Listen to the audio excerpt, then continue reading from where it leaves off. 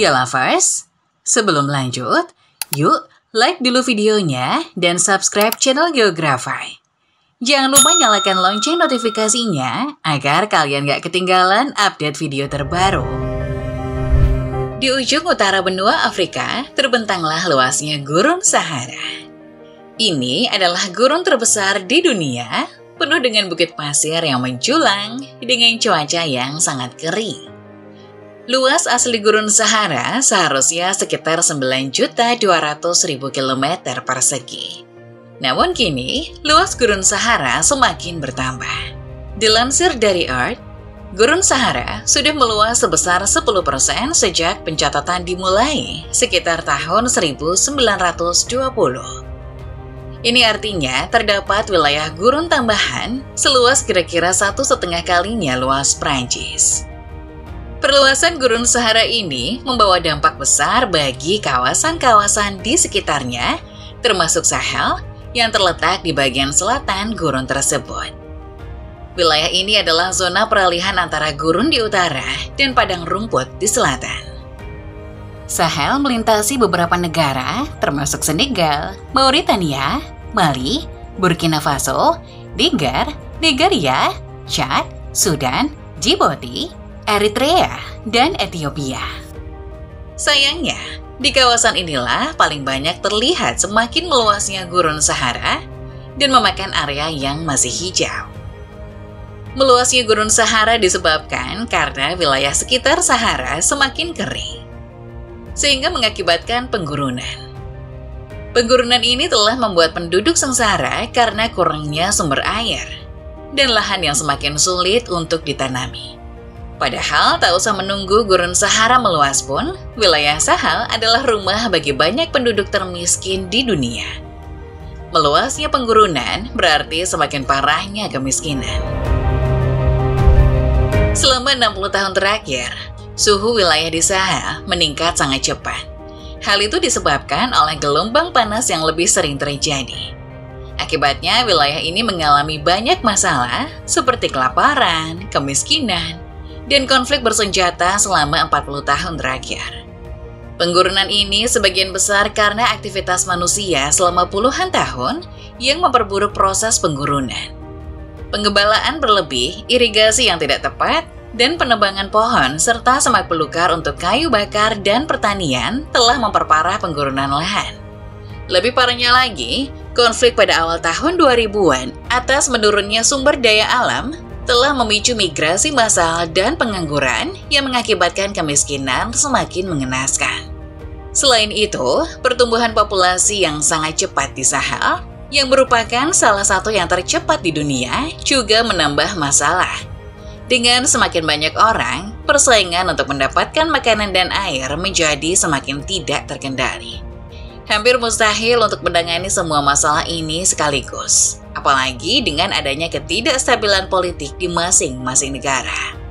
Melihat ancaman ini, negara-negara di Afrika bersama-sama mencetuskan sebuah ide besar yang akan mengubah wajah benua ini.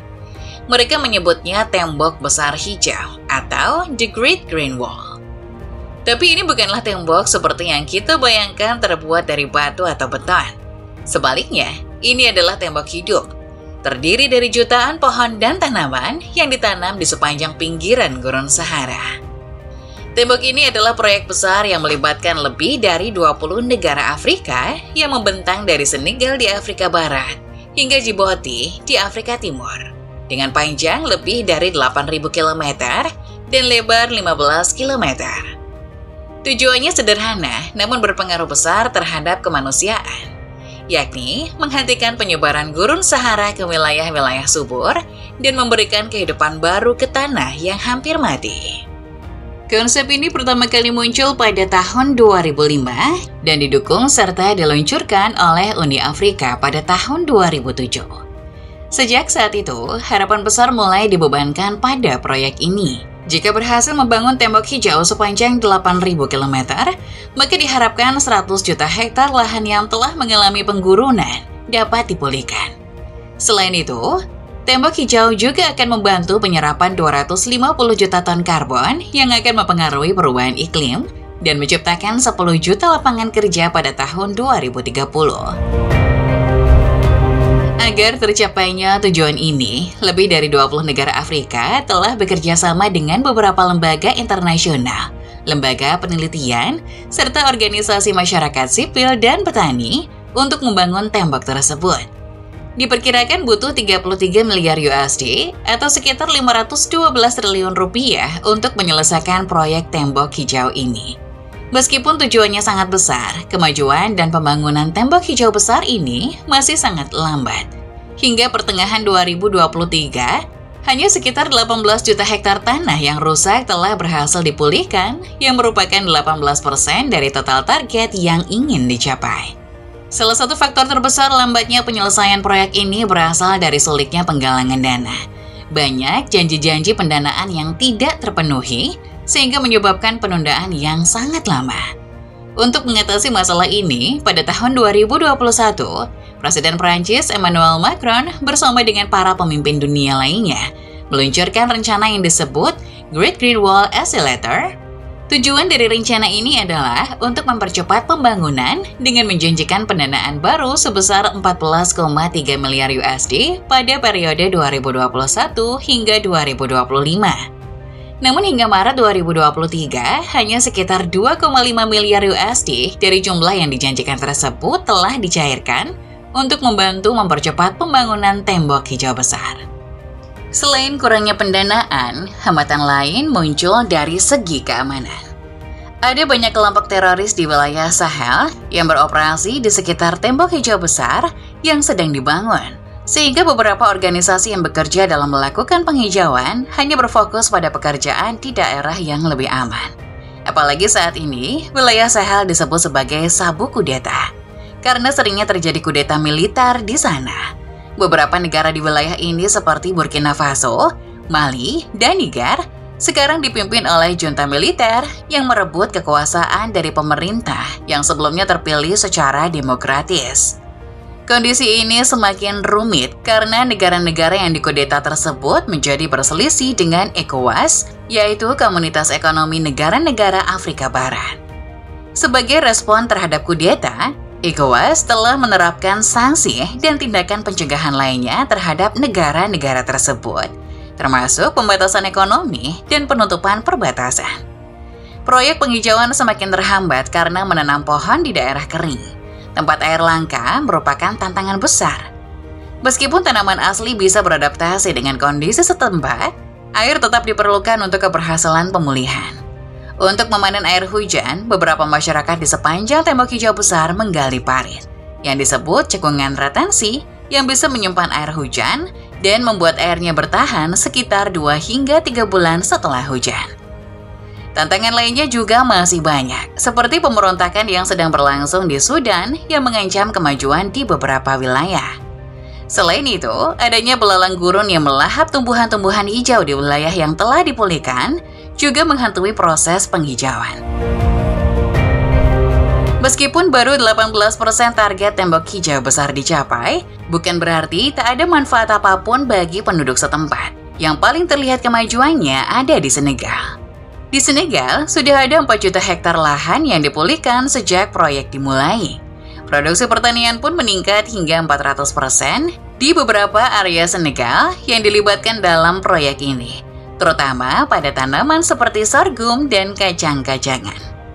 Karena proyek tembok hijau ini juga, lebih dari 20.000 pekerjaan telah tercipta di Senegal dan kegiatan terkait penghijauan, pertanian, dan pemeliharaan lingkungan.